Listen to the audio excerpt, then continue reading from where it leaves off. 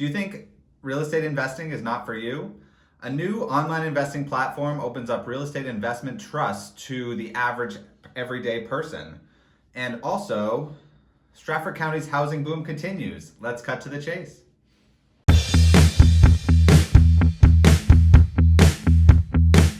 Welcome to Cut to the Chase with Jen and Dan. My name is Dan Ferullo, and my co-host here with me is Jennifer Freed. As always, I can't talk today. I cannot talk today. Okay, brief coffee break. I gave him my Mr. Wonderful mug. Thank you, Claude, for letting him share. Is he going to be mad that I'm using the Mr. Wonderful He isn't, mug? But the other half of our mugs say, like, I love you, my Valentine love. I'm glad you didn't give me that one. So, like, the fact that I didn't give you, like, all our Valentine mugs. Oh, thank you. We'll stick with Mr. Wonderful. Yeah, that one works. So how you doing today, other than fine? Apparently I can't talk, but otherwise, it's a pretty fabulous day. How about for you? Excellent. That's good. How's business going for you? It's been busy. There's a lot happening right now. I know Yeah. we're going to get to what's happening in Strafford County, but people are shopping. People are listing earlier than ever. So it's been a lot of fun. Yeah, and it felt like spring yesterday. Yeah, so I could taste listing it. earlier than ever, and the buyers are out like crazy. I had an open house on Saturday and sold the listing like 10 minutes after the open house ended, like crazy. Whoop, whoop. Fantastic. Yeah. So we've got the investing side we're starting with today. I love it. Yeah, so this is an Apple News article, which we will, of course, share in the show notes for you. But there's a new type of real estate investing, in the past. So this article is called "When It Comes to Investing in Real Estate, It's Time to Stop Living in the Past."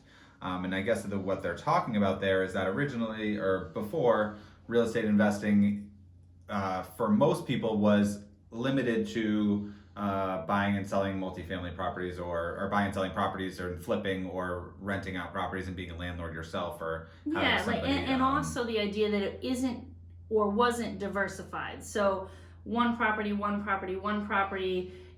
instead of, you couldn't really buy, like, could I please have like 2/10 of a house in Phoenix and then 2/10 of a condo in Boston to invest that way. There wasn't a way to do that. Well, no, there was if you were just really rich. But 2/10 of a condo? Well, you wouldn't want 2/10 of a condo. You just buy both. But I'm just saying. Well, so there's a new real estate online investing platform called Fundrise, and they're saying it could be the future of real estate investing because it opens up what are called real estate investment trusts, and they're similar to hedge funds in the fact that they buy up multiple. They gather a lot of money and then buy up a lot of different properties and invest them professionally so that you have a strong return. Yeah, probably a good time to point out that we are real estate agents and we are not financial advisors. So while we do find this a really awesome and interesting idea, like, we're totally not advocating for any of our wonderful listeners out there to go dive right in and go buy some of this stuff. You should vet it and find out for yourself if it's a good match. Even though it's going to sound like we're really excited because it sounds so cool. This is not what we do for a living. So yes, thank you for the talk disclaimer. to your financial advisor Jennifer. on this. Well, I love our people. We certainly don't want them to get into any trouble. So this platform sounds like it's a really cool thing that you can get into this with as little as $500. So most of the time, when have you ever been able to buy real estate for $500? Never. Yeah, probably you need $1,000 $1,000 since, like, minimum they for an opened escrow up the deposit. Wild West and you drove your wagon out there. Yeah, maybe that long ago. So they offer. There's 3 types of accounts that they offer based on the amount of money that you want to invest and your investing experience. And different types of strategies, whether you want to get maximum quarterly dividends, long-term growth, or if you want like a balance of in between. Mm-hmm. So seems like there's a wide variety of options for people depending on what you're most comfortable with and what you're looking for with your investment goals. And looks like the returns as well can be pretty good,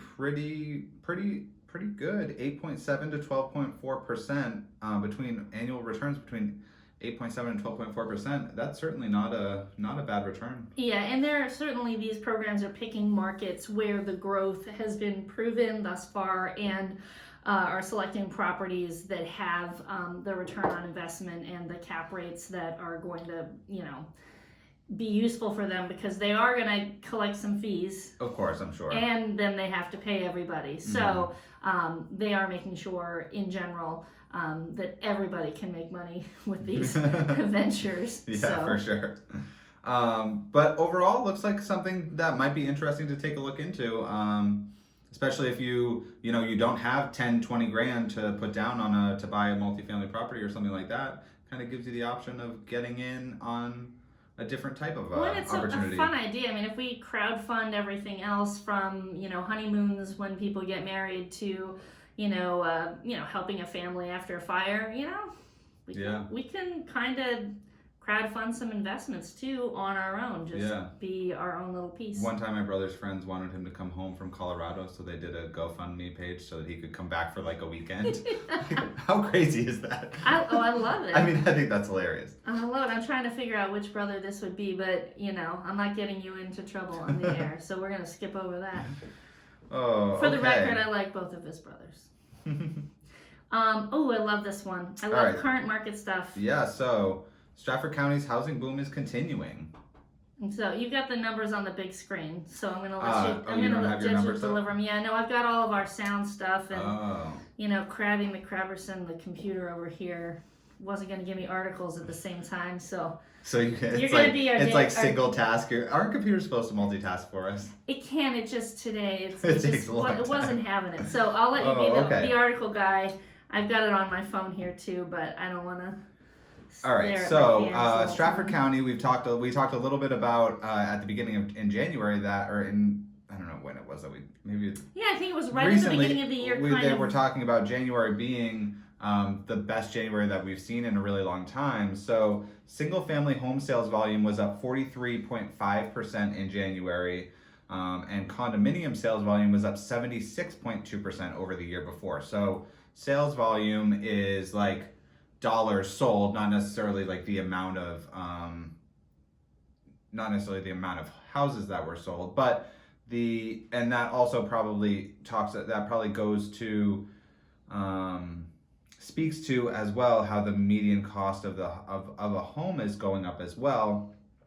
So that was up 11.5% to $277,000. So median means the middle. And the median price of a condo was up 1.5% to $200,000, and that's the highest that it's been since May of 2018. So what is contributing to all of this? Well, I think, when I read that first number about just how high the sales volume is in January, I think it's a sign of the frustration that buyers are feeling, and then everything that goes along with that. So we have a lot of agents who are have buyers who actually for a couple seasons now haven't found a home, or have found one but have been outbid on it. So those agents now, on behalf of their clients, are kind of going out seeking more properties to hit the market. So this is becoming more and more common knowledge. Like the more unusual cycles we have, the more people are starting to hear about it, because the first season it happens, only the people that are, buying and selling really take notice. But, after you have 3 separate buyer pools, let's say, and 3 separate seller pools that go through it, then it's talked about quite a bit more because so many more people have experienced it. So I think that's part of it. And the other thing is, I think that the mild temperatures, I know we knock it, but it was such a mild January. I think when people said, actually, there's a lot of people shopping right now, people looked outside and went, well, yeah, actually, like the weather's not that bad. I think there's this perception that we have to put our whole life on hold until spring. And in spring is when you sell your house. Well, when is spring in New England anyway? We don't really know. No, I know. But what that does tell us is that definitively the spring market completely started in January. With numbers like that, 43% up for volume, even if you include the increased house price of 11.5% for a single family home, Yeah. That's still so many more homes than the prior January, and January is usually a very sleepy month. Yeah. So the fact that January's hopping lets you know the spring is here. It does, and obviously Puxatawny Phil did not see a shadow, so clearly that means that spring's coming soon. Anyways, so a couple of other stats. Pending sales in January were up 7.9%, and days on market are down by 17.3%. So things are selling quicker, selling more, or going under contract. More quicker, things are selling, and then they're selling faster. And Lawrence Yun, who is the chief economist for the National Association of Realtors, is forecasting 4% growth in appreciation of home prices as well over the next year. So it sounds like the market more of the same. Yes. Yeah, I mean, but more Strafford of the same, County, but starting earlier. Yeah, and Strafford County, I mean, is a great place for people to buy in because homes are still relatively affordable, and there's so many great towns that you can choose to live in that it makes it that when people are, because Rockingham is starting to get so expensive, I think that we're going to continue to see people trying to move this way a little bit because we're still pretty close to where the important things are that are going on in like Portsmouth and such. Well, and I also think that, Strafford County is so large,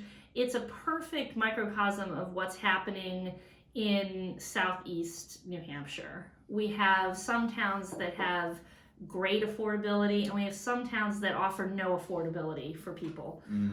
So the fact that all of that is in the mix and we're still seeing numbers like this, really kind of shows how healthy overall things are. Yeah. It's kind of a good slice. Yeah, absolutely.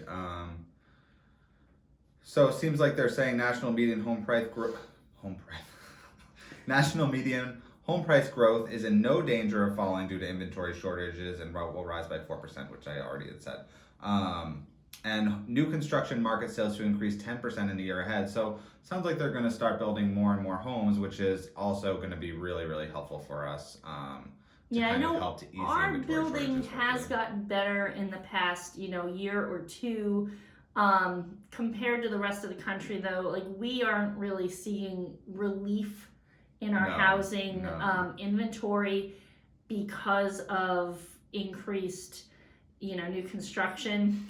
That's going just as fast as everything else is. As most of people know, we don't have a whole lot of places to put new construction, new neighborhoods, and whatnot, compared to other states that are much younger than we are. So we don't quite get the boost from those national new construction build numbers. Right.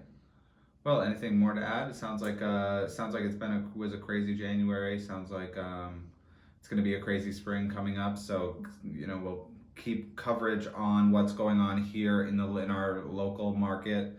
Just keep everybody updated. Yeah, and, keeping it fun. Keeping it caffeinated.